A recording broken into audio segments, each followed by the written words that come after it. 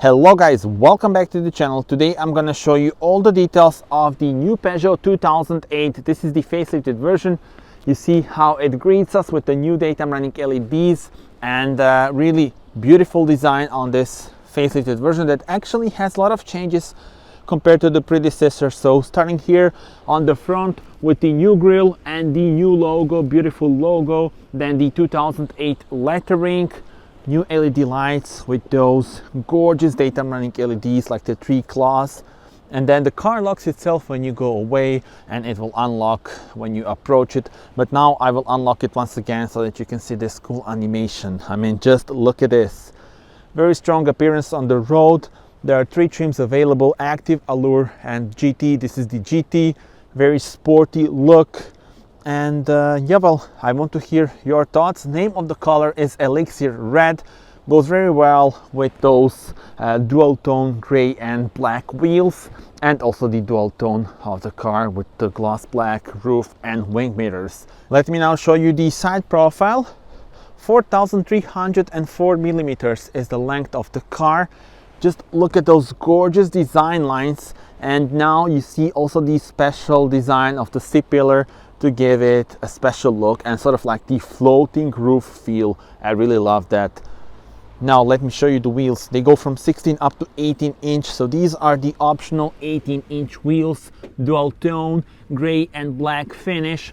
And actually this is the cover for the wheel nuts. So when you remove it, then you can access the wheel nuts and maybe, let's say, when you're changing the tires or something like that. Speaking about the tires, we have the Continental tires on this car. 215, 55, R18. That's the dimension of the tires, and I'm really loving those new designs of the wheels and those covers here in the middle as well. GT lettering in here, and then the wheel arches and the side skirts that are very pronounced and give this car strong appearance on the road. From the rear, look at this. So I will unlock it. You see we have the animation at the rear as well, and the LED taillights are standard on the rear of the car on all trims. That's always nice to know. And from this angle, I mean, it looks so good. They changed this also, so you see instead of the badge we have the Peugeot lettering. I think it gives it more clean design in my opinion. It is finished in the same color as the 2008 lettering on the front, on the bonnet, and also here as well. And then the lettering for the trim, GT, is here as well. One thing that I was really surprised to see are the real exhaust pipes. So you see both of them actually are real. That is a big thumb up from me, because it's not often that you see a modern day car with dual exhaust pipes that are both real. The rear bumper is very pronounced, especially if we take a look from this angle. And now I can show you the trunk. 434 liters, and you have the dual floor. And actually, let me just hold this. There we go, some additional room down there. And yeah, well, of course you can fold the seats. And here you see the gloss black detail that goes very well with this section, and also the rear view camera, which is new and has better quality of the picture. So that is a thumb up from me. But now I think we are ready to check out the interior. Before that, let me just show you this roof spoiler and here this part to make it very nice, but also to make it very aerodynamic as well. And let us now jump on board. As you can see, unique and futuristic.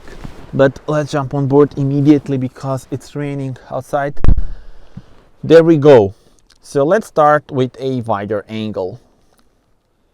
All right, there we go. And I will actually turn on the car so that I can turn on the heating because it's really cold outside. So this is it, the beautiful, unique and futuristic layout of the dashboard. Now here we have the i-Cockpit, which is standard on the Allure and GT versions, and also on GT version it is a 3D one. 10-inch screen is now standard, so you have bigger screen and the new infotainment system. This beautiful steering wheel feels so nice to hold in hand. And also on the GT version, you see GT lettering and the special stitching. Of course, on this facelifted version, we do have the new logo. And yeah, well, now let's change the view and let me show you more details. So here we do have the physical buttons, and with this one you can change the view on the digital cockpit, on the i-Cockpit. So there are few options available. You can also have the navigation view, minimum view, and it really looks so nice, very futuristic. You can also personalize it, and actually everything can be customized here inside in terms of the screens, which is always nice. And you know, it's always nice to have those options.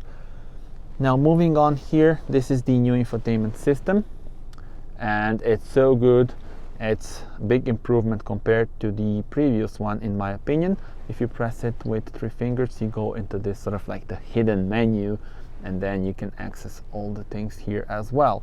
There are some buttons, so you see them here, and also these are the shortcuts. For example, back to the home menu, home screen. Here are the settings for the vehicle, and you can add shortcuts.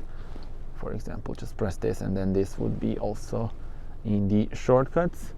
And the AC controls, yes, they are on touch, but they're actually easy to use in my opinion. But of course I would still prefer to have buttons. But you do have some shortcuts here: AC max, ventilation off, and yeah, various shortcuts including the hazard lights.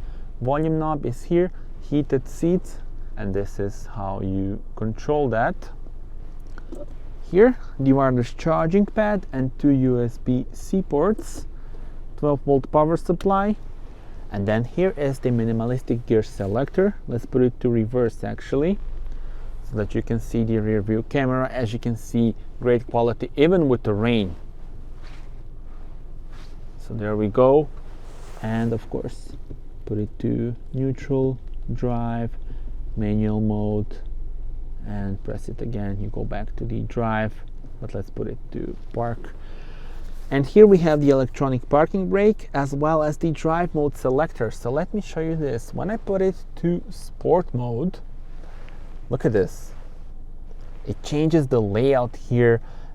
Red theme on sport mode, and you see the red ambient lights, which is very cool. Of course it changes the throttle response as well, and the gear changes as well. So you will see more of that during my point of view drive, so stay tuned for that video as well. And if we go back to the normal mode, of course we have the different layout, and then in eco mode, look at this, you have the green theme, of course, with the green ambient lights. Let's put it back to normal now. Here are the cup holders, but they are not adjustable. And also I would love to see maybe a bit of a different finish here, because the gloss black gets fingerprints easily. Storage area, and you can move this. There we go. And also glove compartment is very decent in size for a vehicle of this size. Now let me show you the infotainment system.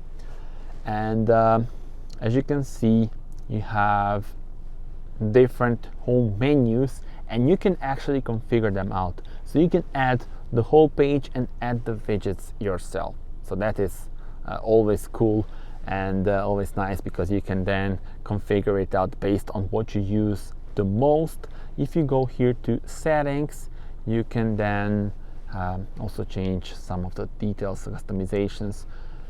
So display, I already told you, so you can customize the whole screen and add the page and the widgets. Same goes for the driver information cluster as well. Now here you also have different screen colors. So look at this.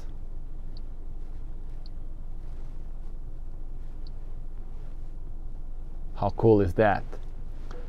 Now moving on, interior color. So those are the ambient lights. Various choices are available, quite like the red one and the purple one, but I want to hear your thoughts. Which one is your favorite? And I quite like this one because it matches the stitching on the dashboard, also on the door panels and on the seats. These are the optional seats with Alcantara, and also here you have the massage of the seats, so that's really good and comfortable. Now let us now move on here. So active sport sound, as the special active sport sound, as the name suggests, that you have in sport mode, and once again I will show you that during the point of view drive, so stay tuned for that. Connectivity, system settings, and yeah, brightness, audio, vehicle settings, updates, all can be configured in here. And let's go back to the home menu. So yeah, those were the settings. You have the application drawer, and yeah, you can also access it by pressing the screen with 3 fingers, so that's cool. And this car is packed with technology. You see a bunch of functions available here, and you also have the tutorials for the driver assist and safety systems. And yeah, well, I think that's pretty much it. Here is the navigation, and if we go to the center of Zagreb, you can see also the beautiful 3D view of the buildings. That's gorgeous, nice attention to details. Look at this, very cool indeed. So I think we covered pretty much everything here. So we are ready to explore the rear bench, and before that I just want to show you the sun visors. There we go, hello. Have the lights here and the sun visor for the passenger. Alright, let's check out the rear bench. This is how it looks with a clever design for the seats, storage area, 2 USB ports, and this is the USB-C.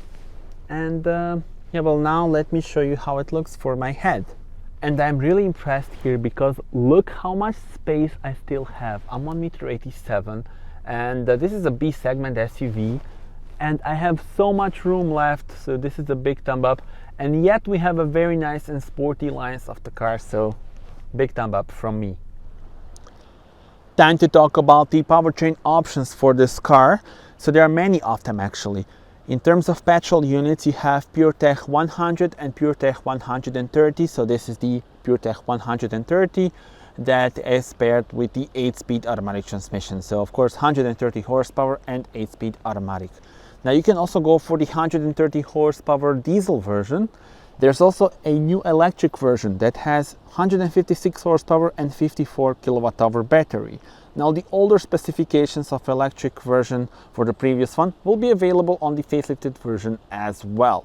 Now there's also going to be a 48-volt hybrid from the beginning of next year in February in Croatia, and that one will have 136 horsepower. So as I told you, really a lot to choose from. Tell me in the comments what would be your choice. Right guys, that's it. Thank you very much for watching this video. Do subscribe. We are going on a point of view drive, so stay tuned for that, and tell me in the comments how do you like the car. Thank you for watching. Bye bye.